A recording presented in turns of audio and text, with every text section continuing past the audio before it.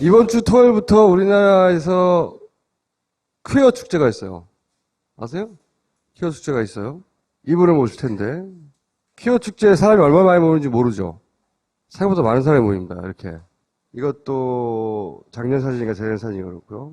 정병혁 씨라는 분이 찍은 사진을 이 조직이 홈페이지에서 가져온 건데 그래서 퀴어 축제 즈음하여 우리나라에서 최초로 동성혼의 법적 지위를 인정해달라고 소를 제기했던 분이 있습니다. 김조 광수 감독님을 모시겠습니다.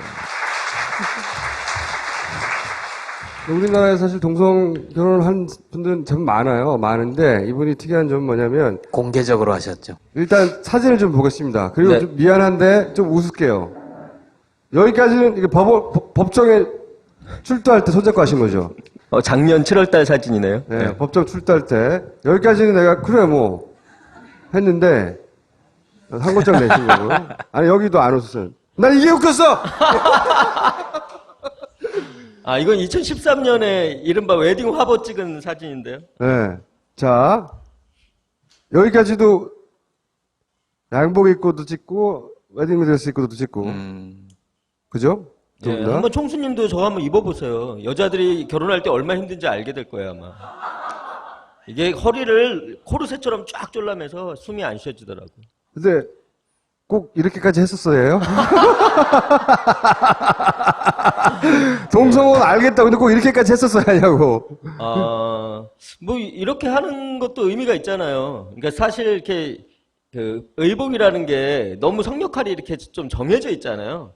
예전에는 여자가 이제 그 바지를 못 입던 시절이 있었죠. 근데 이제 지금은 여자가 바지를 입는다 그래서 아니 여자 어떻게 바지를 입어 뭐 이런 얘기를 안 하는데 근데 이제 여전히 치마는 금기거든요. 남자들이 치마를 입는 것에 대해서는 남자가 어떻게 치마를 입느냐 이런 스코틀랜드에서는 하죠. 입죠. 전통 의상으로. 스코틀랜드는 입죠. 예. 그래서 이제 우리는 이런 반기 어차피 우리 뭐 혐오받고 있으니까 뭐 이것쯤이야 뭐라고 생각했는데 만만치 않더라고요. 이 사진이 나간 이후에 진짜 심한 공격이 있었죠. 굉장히 웃었어 혼자. 미친 건가? 막 그러면서. 혹시 나도 해봐야지 뭐 이런 건 아니었어요? 그런 생각을 혹시 해보신다면 제가 협찬은 해드릴 수 있어요. 저 때는 가발을 쓰셨나요? 네, 가발. 네, 총수는 가발 안 써도 돼요. 그러네요. 화관만 쓰시면 되겠는데? 네. 그리고 이 법정에 나오셨을 때 걸린 플랜카드 중에 앞거는 이거였어요. 한국 기혼자협회에서 동성 커플에게도 우리와 같은 지옥을 맛보게 하소서. 센스 좋아. 이거 누가 만든 거죠, 이거? 이 문구는? 이게 이제 그 한국 기혼자 협회라고 이렇게 돼 있는데 그러니까 사실 뭐 그런 협회가 실제로 있는 건 아니고요. 그러니까요. 그 제 주변에 있는 이 이성애자 친구들 중에 결혼한 친구들이 너도 한번 당해봐라 이러면서 넣었는데 너무 웃긴 것은 TV 조선에서 이것을 이렇게 찍어서 방송하면서 기혼자협회를 뺀 거예요.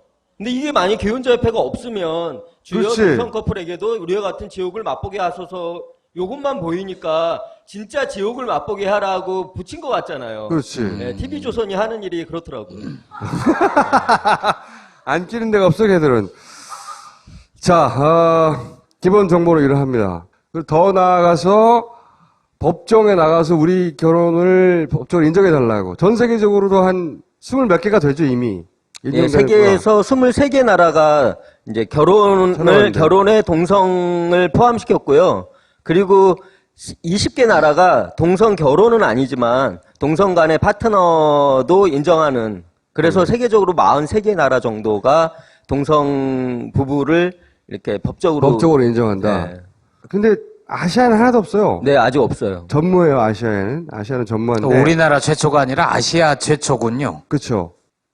그런 건 아니고 동성혼을 이렇게 소송으로 해서 이제 싸움을 시작한 나라들은 꽤 여러 나라가 있어요. 근데 어쨌든 아시아에서는 아직 일본 포함해서 네. 어느 나라도 아직은 인정받지 못하고 있는데, 근데 내가 이걸 굳이 해야 되겠다라고 생각하신 이유가 뭐예요?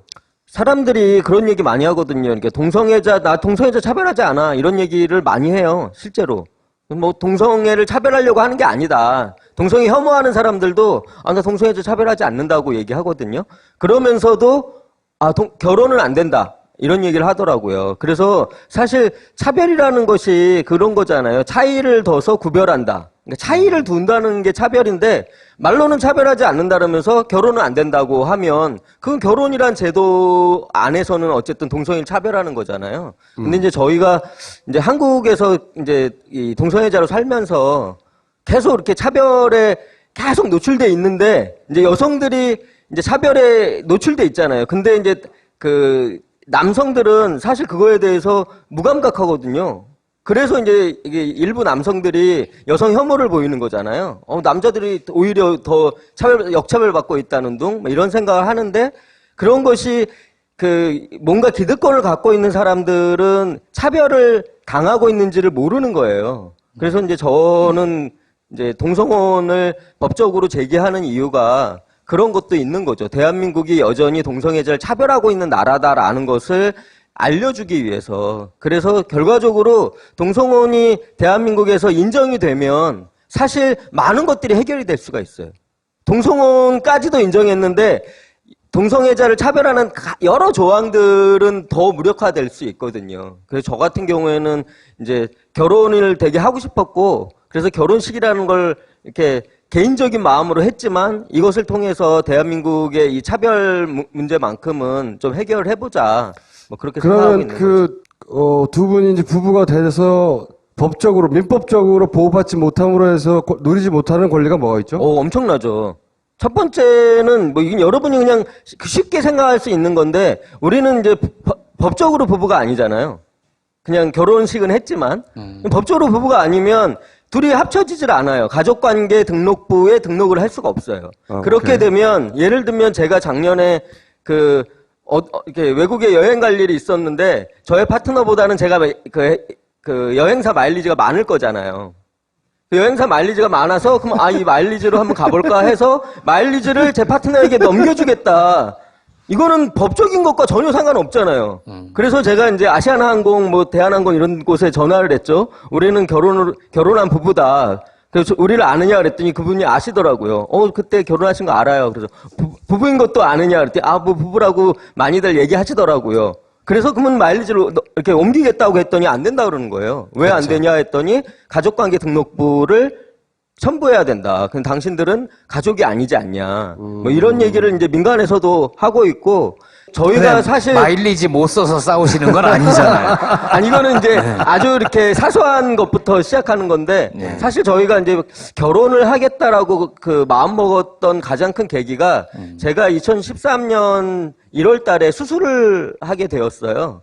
근데 수술을 했는데 이 수술 동의서에 그 보호자가 사인을 해야 된다고 하는 거예요. 그래서 이제 저랑 같이 오랫동안 살고 있는 사람이라고 했더니 가족이 아니면 사인을 못 한다는 거예요. 그래서 아니 이 사람은 가족이랑 다름없다. 그랬는데 가족이랑 다름없는 거는 상관없다고. 가족이어야 된다. 법적인 가족. 근데 이제 법적인 가족이라 하면 이제 저 같은 경우에는 그 어머니가 이제 태안에 사시는데 태안에 사시는 어머니거나 아니면은 1년에 한두 번밖에 안 만나는 형이거나 그러니까 1년에 한두 번밖에 안 만나는 형은 사인할 수 있는 권리가 있지만 항상 같이 있는 저의 파트너는 그 권리가 없는 거예요. 그래서 그러면은 예를 들어서 상속이라든가 기타 재산과 관련 권리도 전혀 없죠. 전혀 인정받을 수 없는 거네요. 네, 근데 이제 그때 제가 그 수술이 이렇게 위급한 수술은 아니었어요. 그래서 저희 어머니께서 올라오셔서 사인을 해서 수술은 하게 되었는데 그때 저희가 느꼈던 게 만약 이게 위급한 상황이라면 이라는 생각이 들더라고요. 그럼 예를 들어서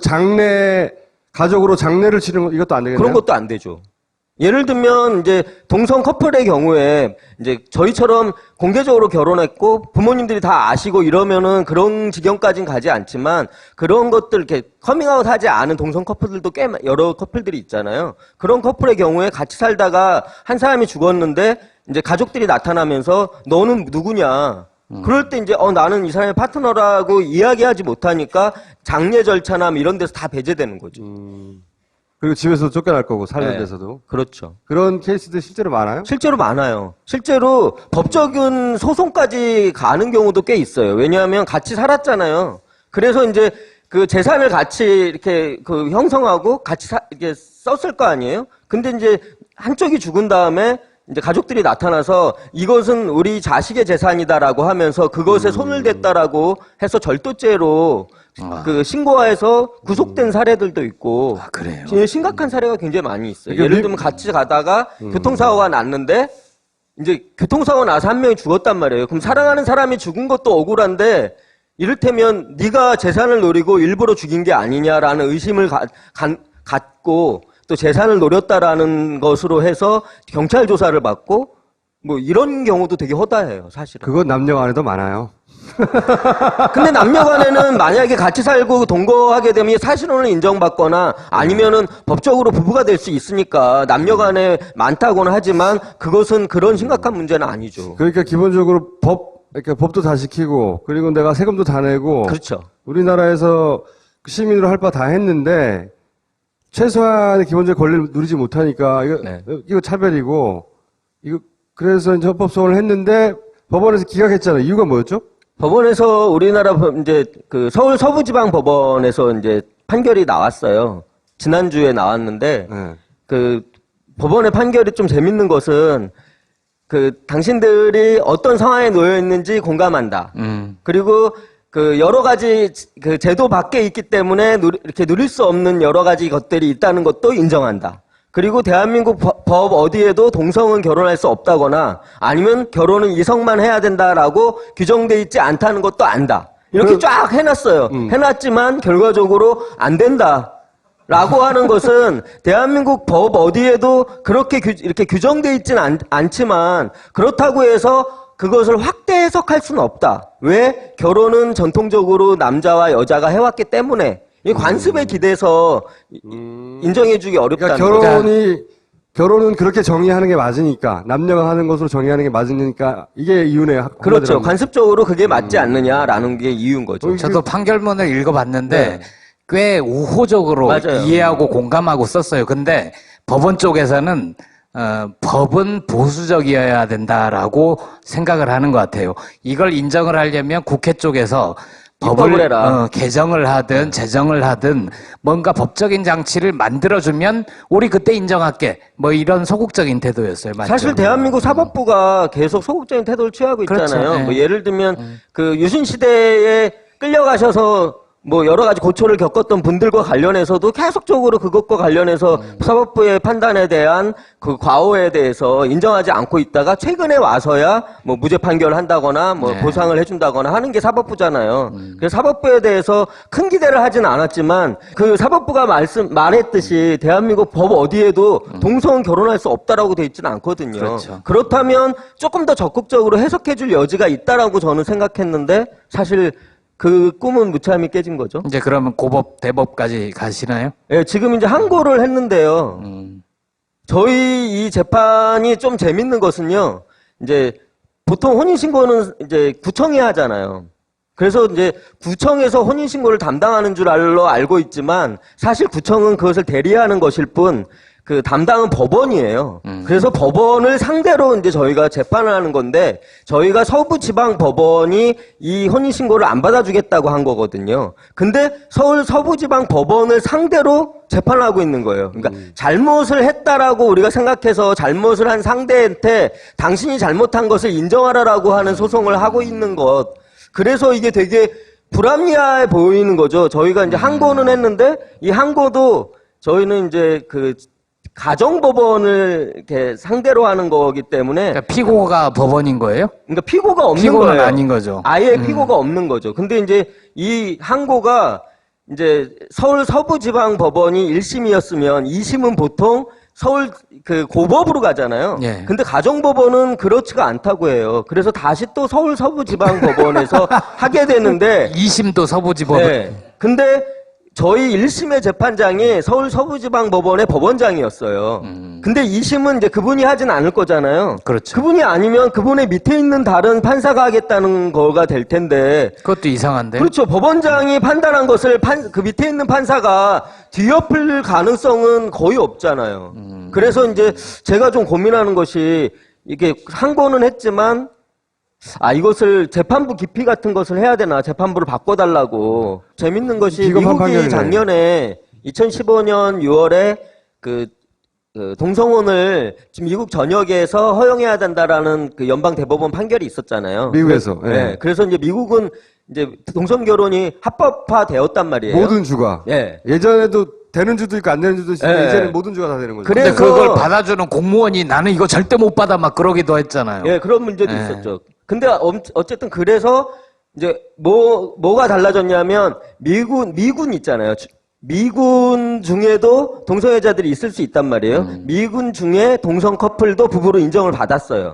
그래서 주한 미군 중에 동성 커플이 있을 경우에 어떻게 할 것인가가 굉장히 주된 관심사였죠. 그래서 최근에 소파 협정이 개정이 되어서 한국 내에 있는 주한 미군 중에 동성 부부도 그 허용한다라는 이렇게 소파가 개정이 됐어요. 그러니까 한국 안에서 유일하게 동성 부부를 인정하는 것은 미군 부부예요.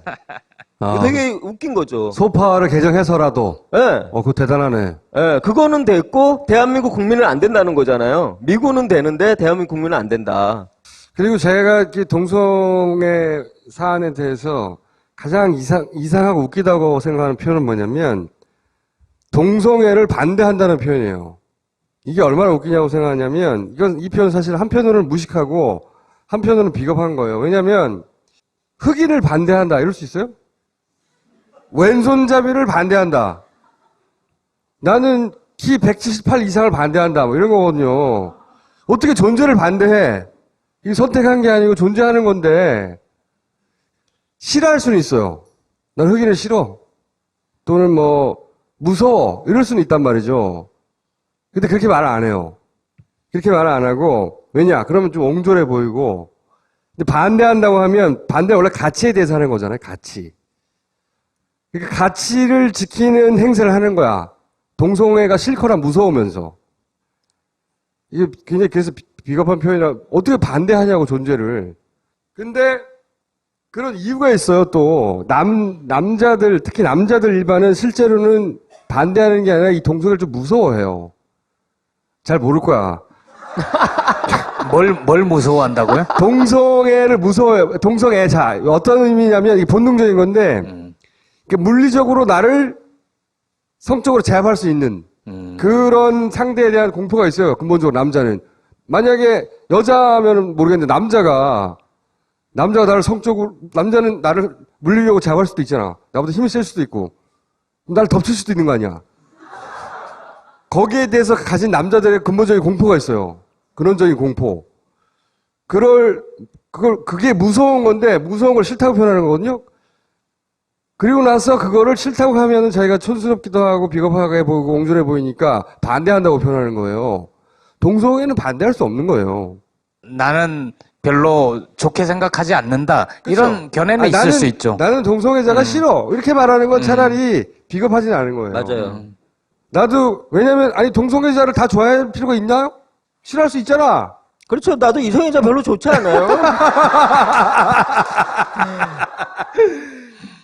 제가 하고 싶은 말은 핵심은 저희가 이제 김정황 씨를 부른 이유는 뭐냐면 이게 소수거든요, 소수. 네. 인구 비율로 따지면 역사적으로 5%에 10%는 항상 있었대. 어느 시대나 어느 국가에나 항상 소수란 말이죠. 소수니까 다수가 그 사람들 권리를 제약하거나 그래도 된다고 생각하는 거잖아요. 동성애자를 싫어도 돼. 근데 그거하고 상관없이 그 사람들이 세금 내고 다 하는데 그 사람들 권리를 뺏을 수는 없는 거 아니에요. 좀 인정은 해주자는 거죠. 그렇죠. 그 사람들이 누릴 권리를 뺏을 수는 없다고 생각하거든. 그러니까 동성애자들 자기들끼리 좋아서 산다는데 뭐. 어쨌든 소수자라는 이유로 행복을 추구할 권리를 막을 권리는 국가에는 없고 싫어할 수는 있다. 아니 뭐 싫어할 수는 있죠. 싫어할 수는 있는데 그 싫어하는 것을 표현하는 것에 대해서도 좀 고민해 봐야죠. 이를테면 나는 동성애자가 싫어라고 생각할 수는 있죠. 생각까지 우리는 사상의 자유를 좀 보장해야 되니까 생각까지 뭐라고 할 수는 없는데 근데 그러면 동성애자가 싫다라고 공공연하게 얘기하는 것은 과연 올바른 것인가? 할 수는 있지만 올바른 것인가? 해도 괜찮은 것인가? 뭐 이런 것에 대해서는 고민해 봐야죠. 개인적으로 여쭤보고 싶은 거는 싸우는 건 되게 피곤하고 힘들잖아요. 네. 그냥 자기 사랑을 인정받고 결혼을 했고 우리 조용히 살게. 네. 니들 방해하지 마. 이럴 수도 있는데 굳이 어떻게 보면 결혼이라는 제도가 억압적인 제도이기도 하잖아요. 네. 이 제도의 틀 안으로 나는 반드시 들어가야 되겠어.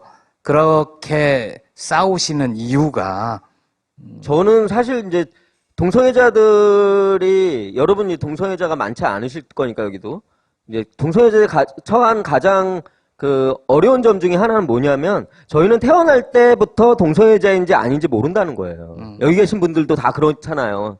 태어날 때는 이성애자인 줄 알고 태어나거든요. 그리고 부모도 마찬가지예요. 내 아이가 처음부터 예를 들면 태어났어요. 축하합니다. 게이 아들이 태어났어요. 라고 얘기해주면 좋겠어요. 진짜. 왜냐하면, 그렇다면, 부모도 준비할 수 있잖아요. 우리 아들이 게이구나. 그리고 본인도, 너는 게이래. 나 게이구나. 이성애자 사회에서 게이로 어떻게 살지에 대해서 자기도 준비하고 할 텐데, 그걸 모른단 말이에요. 저 같은 경우에 15살 때 알았거든요.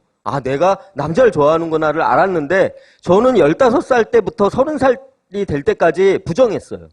나는 게이가 아닐 수도 있어. 나는 게이가 아니고 싶어. 그래서 여자친구도 2명 사귀고 노력을 했는데 결국 안 된 거예요. 그래서 30살 무렵에야 나는 내가 게이구나라는 걸 이제 인정을 했는데 그건 인정이에요. 긍정이 아니라.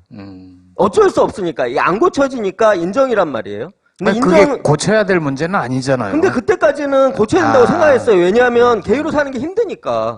나도 그렇게 살고 싶지는 않으니까 인정하고 싶지 않았는데 인정을 했는데 인정하면서 어떤 생각이 들었냐면 내가 그동안 왜 이렇게 괴로웠나 생각해봤더니 사회가 나를 안 받아줘서 남들이 동성애자 싫어하니까 라고 생각해왔는데 내 스스로도 나를 그렇게 인정하지 않았구나라는 것을 알게 된 거예요. 그래서 인정하는 게 제일 먼저다. 내가 나를 인정하는 게 먼저다라는 생각을 했고 그때 이후에 언제 내가 나를 긍정할지 나 동성애자로 살아도 괜찮아. 이거 괜찮은 거야 라고 긍정할지 몰라서 그것도 또 두려웠거든요. 근데 저는 어쨌든 이 15년이라는 시간이 걸렸는데 제 후배들은 적어도 15년은 아니었으면 좋겠다는 생각을 했어요. 아니면 아예 고민이 없으면 더 좋겠지만 사실 그러긴 쉽지 않잖아요. 이성애자들은 사실 나 이성애자인가 봐. 나 이성애자야. 어떻게 이런 고민을 안 하는데 우리는 그 고민을 한단 말이에요. 저처럼 15년도 한다니까요. 그거 평생 인정 못하고 가는 분들도 있긴 그런 사람도 하더라고요. 있겠죠. 네. 그래서 저는 어쨌든 그때 그런 결심을 했고 이후에 나는 언젠가 꼭 커밍아웃해서 열심히 살겠다 이런 생각을 했고요. 그러면서 이제 제가 결혼이라는 것을 하게 되었는데 결혼은 사실은 아까 이야기한 것처럼 어떤 절박함 때문에 한 거예요. 결과적으로 내가 내 배우자도 지키지 못할 수도 있겠구나라고 생각해서 결혼이란 제도 안에 들어가겠다라고 마음먹었는데 이런 과정을 공개적으로 하는 것이 큰 의미가 있을 것 같고 그 큰 의미가 우리 사회를 변화시킨다면 내 후배들한테 되게 좋은 일을 할 수 있는 게 아닌가 뭐 그런 생각을 한 거죠. 박수. 감사합니다. 뭐 좋아하는 사람과 살면서 인법적 보호를 당연히 받아야 될 권리가 있다고 저도 생각해요. 그리고 그게 이제 쉽지는 않겠지만 그리고 아마 항소에서도 이기지 못하겠죠, 당연히. 지금 가능성은 뭐 아주 높지 않겠죠. 아주 낮아요. 낮다고 봐요. 정확하게 말씀을 해주세요. 근데 저희 재판이 좀 재밌는 것은요. 피고가 없어요. 그러니까 법원을 상대로 한 재판인데 만약에 1심은 이제 졌으니까 모르겠지만 2심 재판관이 누가 될지 모르지만 그분이 내가 생각했을 때는 이 부부의 결혼은 인정해 주는 게 맞을 것 같은데 라고 인정하면 끝나요. 상대가 없으니까 상대가 다시 이렇게 상고를 한다거나 이런 과정이 없거든요. 그래서 저희는 이렇게 복불복이지만 전관예우 변호사를 써보는 게 어때요? 들어가 버렸잖아요, 벌써. 또 하나 질문 하나 드릴게요. 이제 저는 성소수자들의 권리가 확대돼 왔다고 생각을 하고 아직 미진하지만 최근 몇 년 사이에는 공개적인 행사도 갖고 점점 늘어나고 있잖아요, 이런 게.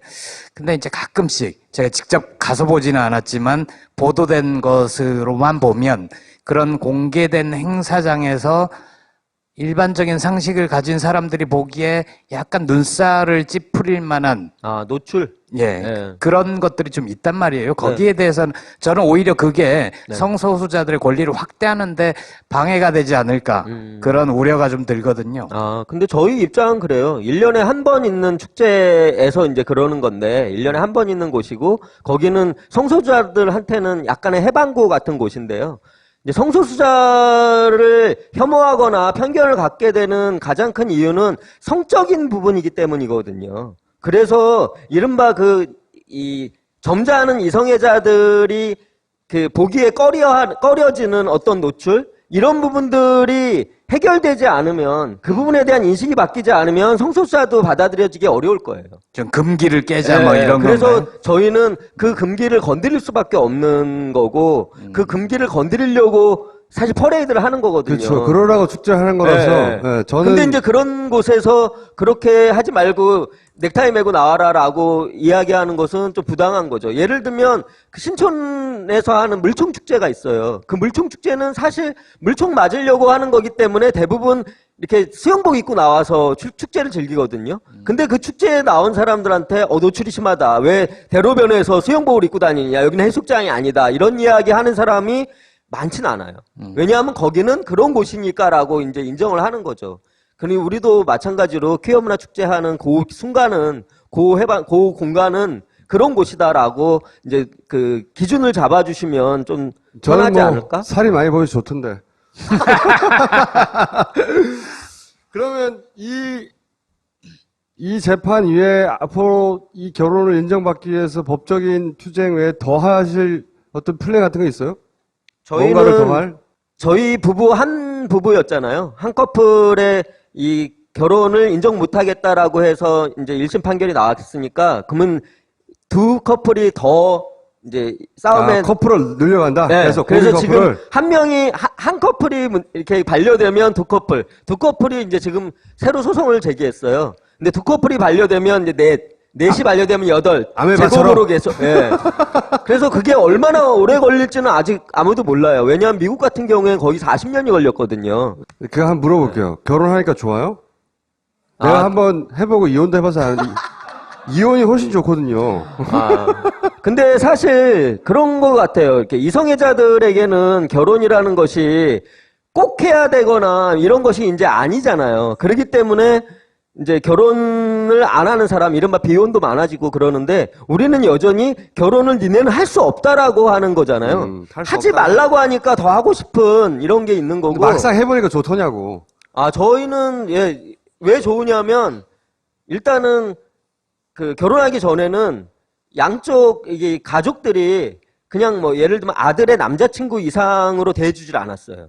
아무리 친하고 같이 그 관계를 갖고 뭐 그 예를 들면 뭐 여행도 명절날 같이 찾아가고 뭐 여행도 같이 다니고 오래 지속했음에도 불구하고 그냥 아들의 남자친구예요. 그래서 이렇게 집안의 어떤 그 대소사를 논의하거나 뭐 이런 거 할 때 안 껴주는 거예요.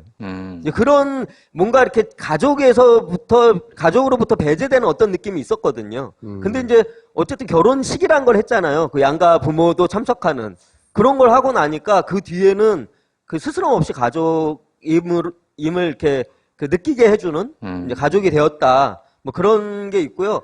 이제 동네 사람들도 많이 변했어요. 저는 사실 요 건너편에 있는 경기대 쪽에서 사는데 저희 이제 아파트에 그 경비실 아저씨도 저희 부부를 예전부터 봤는데 쟤들은 뭔지 모르겠어. 물어보고 싶은데 물어볼 수도 없고 아들하고 자식은 아닌 것 같고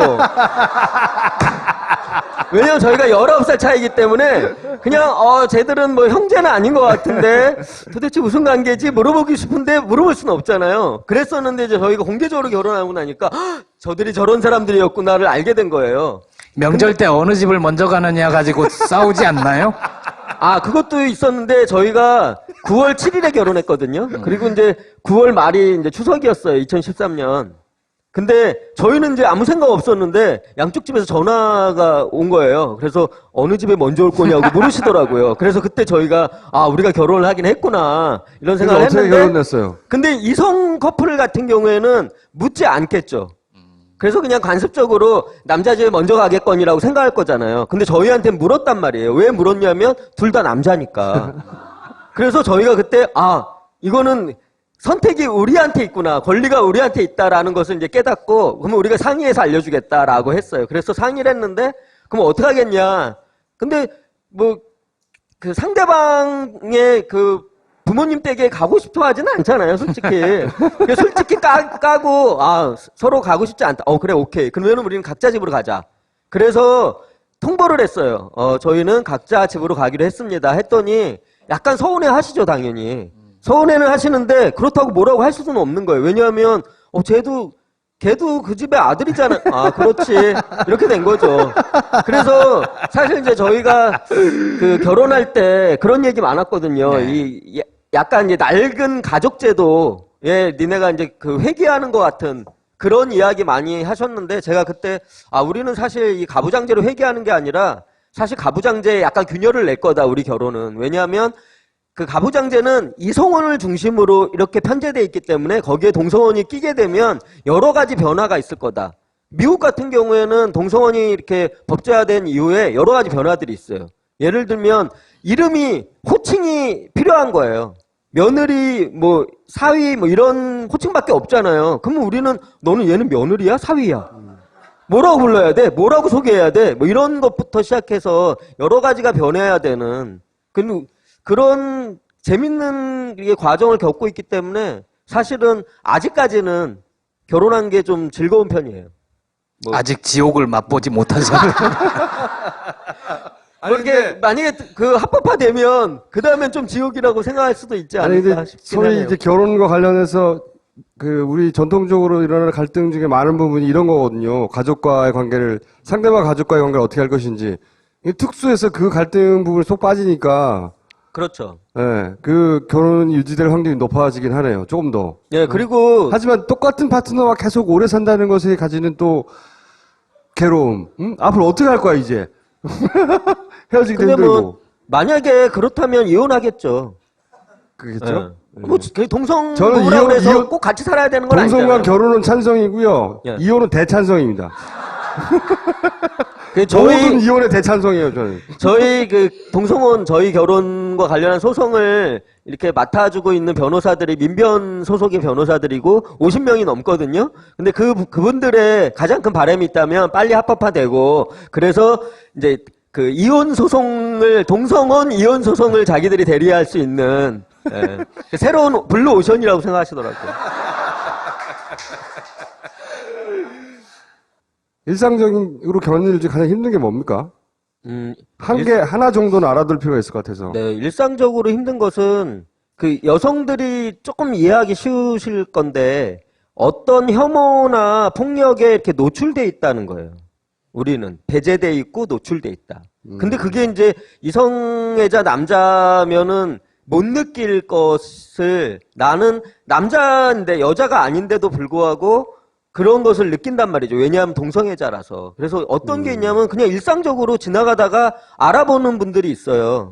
이제 저는 이제 공개적인 사람이니까 알아보는데 그 알아봄이 나를 혐오하는 눈빛일 때가 여러 번 있거든요. 그런 것들을 이렇게 받을 때 이렇게 심리적으로 굉장히 위축되는 거죠. 그래서 만약에 그 사람이 나를 쫓아온다고 하면 그 사람이 특히나 이제 만약에 덩치도 크고 나보다 크고 막 이런 신체적으로 위협을 가할 수 있는 어떤 사람이라고 하면 되게 힘들어지게. 그런 생각을 일상적으로 하면서 살아야 된다라는 게 되게 힘든 부분인 것 같아요. 그거는 저런 거하고 비슷한 것 같아요. 말씀하시니까. 그 강남에서 살인사건 났잖아요. 그래서 이제 여성들이 거기에 대해서 여러 가지 의견 표시를 하고 강남에 많이 모였잖아요. 근데 이제 남자들이 그걸 보고 남성 일반을 범죄자 취급한다고 굉장히 기분 나빠하는 경우가 있단 말이죠. 근데 그거는 일반적인 남성이 아니었어요. 그거는 분명히 해야 돼. 물론 그렇긴 한데 이제 남성들이 그걸 이해할 수가 없거든요. 그 공포심을 비유해 보면 여성들이 느끼는 일상적인 공포심, 그러니까 남성 전체를 범죄자라고 취급한다고 화낼 게 아니라 자기가 그렇게 약자가 돼 보면 그렇죠. 약자가 네. 되면 금방 이어가거든요. 근데 예, 맞는 말씀이시고요. 특히 근데 저는 그나마 남성이니까 게이니까 그나마 다행이죠. 레즈비언을 놓고 생각해 보시면 더 얼마나 더 큰 공포를 느낄 것인지 아실 거예요. 예를 들면 레즈비언 이게 그런 얘기 많이 해요. 왜 게이들만 커밍아웃 하느냐 이런 얘기 많이 하거든요. 근데 레즈비언이 커밍아웃 하기 얼마나 어렵겠어요. 대한민국에서 레즈비언이 나 레즈비언이에요 라고 커밍아웃 하고 레즈비언 부부가 우리 레즈비언 부부예요 라고 커밍아웃 하는 게 얼마나 어렵겠나. 그 집은 아 여기는 여자 둘이 사는 집이구나. 그것도 레즈비언이 이것을 이렇게 드러낼 수밖에 없는 건데 그렇게 드러내고 살란 말인가. 근데 그걸 생각해 보시면 아 대한민국에서 동성애자로 사는 것이 이렇게 쉬운 일은 아니겠구나 이런 생각 하시게 될 것 같아요. 대한민국만 그런 건 아닌 것 같아요. 그렇죠. 제가 최근에 그 악어 프로젝트라고 네. 여성의 입장에서 일상적인 공포 혹은 지금 방금 말씀하신 레즈비언이 네.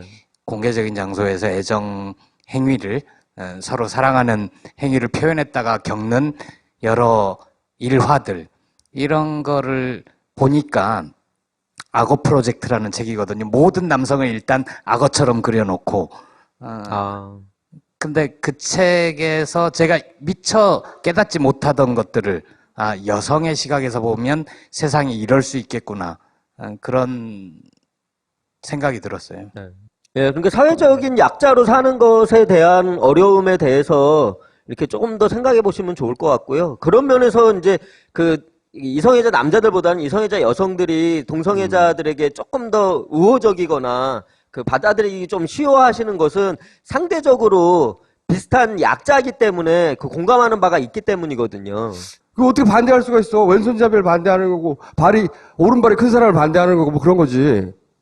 말도 안 되는 거예요, 반대한다는 건. 근데 이 반대한다는 표현은 우리나라 언론 모두를 뒤덮고 있어요. 동성애 반대하는 사람들, 어쩌고저쩌고. 말도 안 되는 표현이라고, 사실은. 그 반대한다는 표현을 난 없애고 싶어요.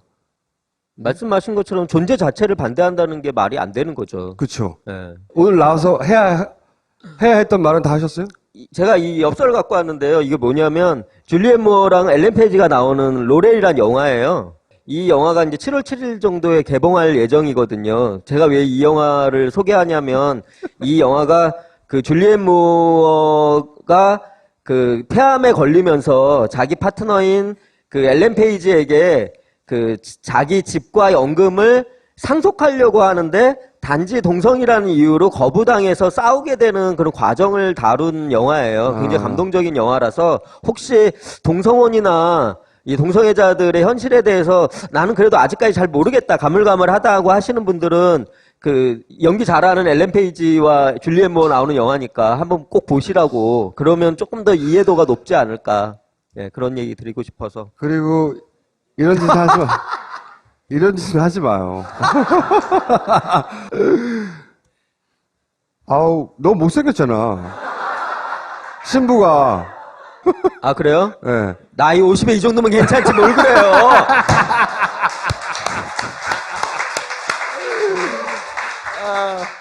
맞아. 그리고 이 얘기 꼭 드리고 싶었는데요. 이성애자들이 동성애자를 막 너무 이해하려고 하지 마세요. 이해가 안 되는 게 당연해요. 왜냐하면 내가 한 번도 경험해보지 못한 거기 때문에 이해가 안 되는 거예요. 저 사람은 왜 동성을 좋아하지? 모르죠, 당연히. 저도 사실 우리도 이성애자들 이해가 안 되거든요. 예를 들면 건축학개론이란 영화를 보면 이재훈이 수지를 향해서 막 열망하면서 그 이야기를 조정석한테 상의하잖아요. 제가 봐서는 재훈이는 정석이랑 사귀면 딱이에요. 너무 어울리는데 아니 그렇잖아요. 정석이랑 사귀면 너무 딱인데 안 되는 거죠. 왜? 이성애자니까. 그래서 제가 봐선 너무 영화가 답답하지만 쟤는 이성애자지. 이해가 안 되지만 어쩔 수 없지. 그래서 수지한테 계속 어쩔 수 없이 저렇게 하는 건데 여러분 너무 동성애자 이해하려고는 하지 말고 그냥 인정. 동성을 좋아하는 사람들이 우리 사회에 몇 % 정도 있대. 그 소수로 있대. 그래 어쩔 수 없구나. 인정하고 나면 그 사람들이 이해가 돼서 뭔가 이렇게 하는 게 아니라 인정하기 때문에 할 수 있는 것들이 생길 거예요. 그래서 너무 이렇게 이해가 안 된다고 나 이해하려고 너무 노력하시거나 이해가 안 되니까 나는 뭔가 할 수 없어 라고 생각하시지는 않았으면 좋겠다. 예, 그런 얘기 꼭 드리고 싶었어요. 알겠습니다. 감사합니다. 고맙습니다. 고맙습니다. 최초의 해외 PPL.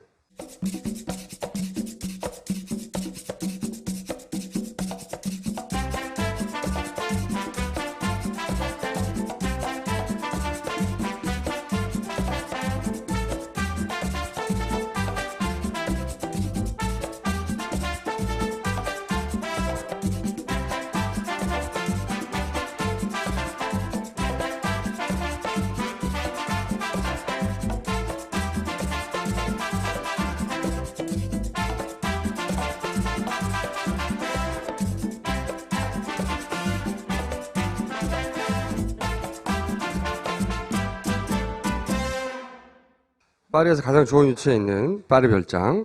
힙합 특집을 하고 있어요, 저희가. 김봉현 씨라고 음악 평론가인데, 이분이. 힙합에 관해서는 해외 힙합 뮤지션들이 올 때 인터뷰를 도맡아서 하시는 분입니다. 네. 힙합을 음악 안에 가두고 싶지 않다. 이런 주제로 다양한 행사를 하고 있어요. 다양한 강연과. 매주 월요일 저녁 7시 하니까 와주시고. 쇼미더머니 챕터 1. 여기 어디서 하느냐? 3층에 제2강연장을 만들었어요. 어제 드디어 오픈을 했습니다. 아주 멋져요. 여기서 하거든요. 많은 신청 바랍니다. 비타민 엔젤스. 네. 하나를 구매하면 하나를 기부합니다. 네. 현재 기부액이 6억을 돌파했대요. 비타민 엔젤스는 사회적 기업이라 매출 욕심이 없었는데 기부액으로 신기록을 깨보고 싶습니다. 딴지 마켓에서 팔고 있습니다. 많이 이용해 주세요. 비타민을 쓰실 분들은. 착헌콜. 축하 화환, 근조 화환. 주문하신 분이 지정하는 단체나 공익단체에 가격의 5%를 기부하는 착한 콜 꽃배달이랍니다. 1800-9222로 전화하시면 소중한 분에게 더 따뜻한 방법으로 꽃을 선물하실 수 있답니다. 자, 그리고 노스트라다문에 협찬하고 있는 침대죠. 쇼앤 침대.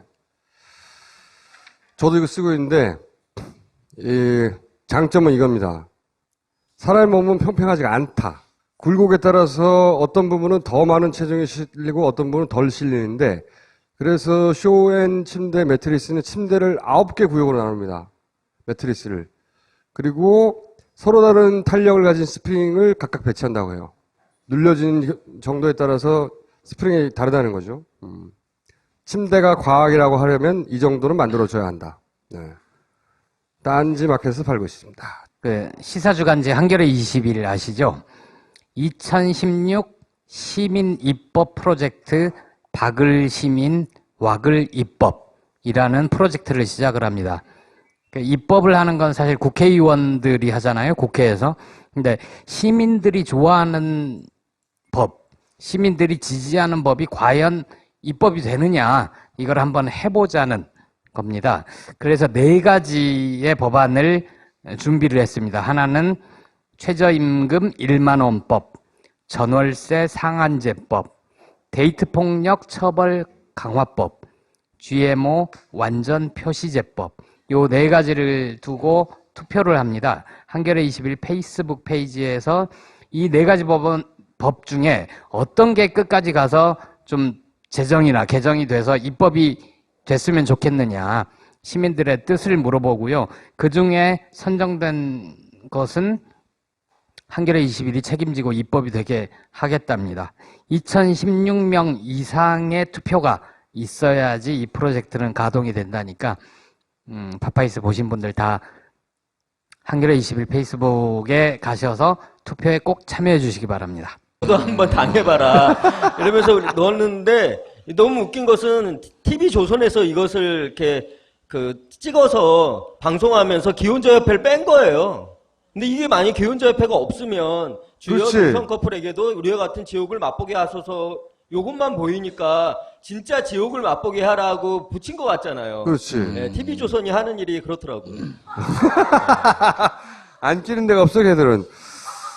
자, 기본 정보로 일을 합니다. 그리고 더 나아가서 법정에 나가서 우리 결혼을 법적으로 인정해달라고. 전 세계적으로도 한 20몇 개가 되죠, 이미. 예, 세계에서 23개 나라가 이제 결혼에 동성을 포함시켰고요. 그리고 20개 나라가 동성 결혼은 아니지만 동성 간의 파트너도 인정하는, 그래서 세계적으로 43개 나라 정도가 동성 부부를 이렇게 법적으로 인정한다. 네. 근데 아시아는 하나도 없어요. 네, 아직 없어요. 전무예요, 아시아에는. 아시아는 전무한데. 우리나라 최초가 아니라 아시아 최초군요. 이번 주 토요일부터 우리나라에서 퀴어 축제가 있어요. 아세요? 퀴어 축제가 있어요. 이분을 모실 텐데. 퀴어 축제에 사람이 얼마나 많이 모이는지 모르죠. 생각보다 많은 사람이 모입니다. 이렇게. 이것도 작년 사진인가 재년 사진이 그렇고요. 정병혁 씨라는 분이 찍은 사진을 이 조직이 홈페이지에서 가져온 건데, 그래서 퀴어 축제 즈음하여 우리나라에서 최초로 동성혼의 법적 지위를 인정해달라고 소를 제기했던 분이 있습니다. 김조광수 감독님을 모시겠습니다. 우리나라에 사실 동성 결혼을 한 분들은 참 많은데 이분이 특이한 점은 뭐냐면 공개적으로 하셨죠. 일단 사진을 좀 보겠습니다. 그리고 네. 좀 미안한데 좀 웃을게요. 여기까지는 이게 법정에 출두할 때 손잡고 하신 거죠? 작년 7월달 사진이네요. 네, 법정 출두할 때 여기까지는 내가 그래 뭐 했는데 한 글자 내신 거고. 아니 여기도 안 웃었어요. 난 이게 웃겼어. 이제 우리는 이런 반기, 어차피 우리 뭐 혐오받고 있으니까 뭐 이것쯤이야 뭐라고 생각했는데 만만치 않더라고요. 이 사진이 나간 이후에 진짜 심한 공격이 있었죠. 굉장히 웃었어 혼자. 미친 나- 건가? 막 그러면서 혹시 나도 해봐야지 뭐 이런 건 아니었어요? 그런 생각을 혹시 했고. 해보신다면 제가 협찬은 해드릴 수 있어요. 저 때는 가발을 쓰셨나요? 네, 가발. 네, 총수는 가발 안 써도 돼요. 오, 그러네요. 화관만 쓰시면 되겠는데? 예. 그리고 이 법정에 나오셨을 때 걸린 플랜카드 중에 앞거는 이거였어요. 한국 기혼자 협회에서 동성 커플에게도 우리와 같은 지옥을 맛보게 하소서. 아, 센스 좋아. 이거 누가 만든 거죠, 이거? 이 문구는? 이게 이제 그 한국 기혼자 협회라고 이렇게 돼 있는데 그러니까 사실 누가- 뭐 그런 협회가 실제로 있는 건 아니고요. 그러니까요. 그 제 주변에 있는 이 이성애자 친구들 중에 결혼한 친구들이 그쵸. 그런 건 아니고 이렇게 동성혼을 이렇게 소송으로 해서 이제 싸움을 시작한 나라들은 꽤 여러 나라가 있어요. 근데 어쨌든 근데 아시아에서는 아직 일본 포함해서 예. 어느 나라도 아직은 인정받지 못하고 있는데, 근데 내가 이걸 굳이 해야 되겠다라고 생각하신 이유가 뭐예요? 사람들이 그런 얘기 많이 하거든요. 그러니까 나 동성애자 차별하지 않아. 이런 얘기를 많이 해요. 실제로. 뭐 동성애를 차별하려고 하는 게 아니다. 동성애 혐오하는 사람들도 나 동성애자 차별하지 않는다고 얘기하거든요. 그러면서도 결혼은 안 된다. 이런 얘기를 하더라고요. 그래서 사실 차별이라는 것이 그런 거잖아요. 차이를 둬서 구별한다. 그러니까 차이를 둔다는 게 차별인데 말로는 차별하지 않는다면서 결혼은 안 된다고 하면 그건 결혼이란 제도 안에서는 어쨌든 동성애를 차별하는 거잖아요. 근데 이제 저희가 이제 한국에서 이제 이 동성애자로 살면서 계속 이렇게 차별에 계속 노출돼 있는데 이제 여성들이 이제 차별에 노출돼 있잖아요. 근데 이제 그 남성들은 사실 그거에 대해서 무감각하거든요. 이건 2013년에 이른바 웨딩 화보 찍은 사진인데요. 네. 자, 여기까지도 양복 입고도 찍고, 웨딩드레스 입고도 찍고. 그죠? 두 예, 분 다? 한번 총수님도 저거 한번 입어보세요. 여자들이 결혼할 때 얼마나 힘든지 알게 될 거예요, 아마. 이게 허리를 코르셋처럼 쫙 졸라매서 숨이 안 쉬어지더라고. 근데 꼭 이렇게까지 했었어요? 동성은 알겠다. 근데 꼭 이렇게까지 했었어야 하냐고. 뭐 이렇게 하는 것도 의미가 있잖아요. 그러니까 사실 이렇게 그 의복이라는 게 너무 성역할이 이렇게 좀 정해져 있잖아요. 예전에는 여자가 이제 그 바지를 못 입던 시절이 있었죠. 근데 이제 지금은 여자가 바지를 입는다 그래서 아니 여자가 어떻게 바지를 입어 뭐 이런 얘기를 안 하는데 근데 이제 여전히 치마는 금기거든요. 남자들이 치마를 입는 것에 대해서는 남자가 어떻게 치마를 입느냐 이런 얘기를 스코틀랜드에서는 하죠. 입죠. 전통 의상으로. 스코틀랜드는 입죠. 예.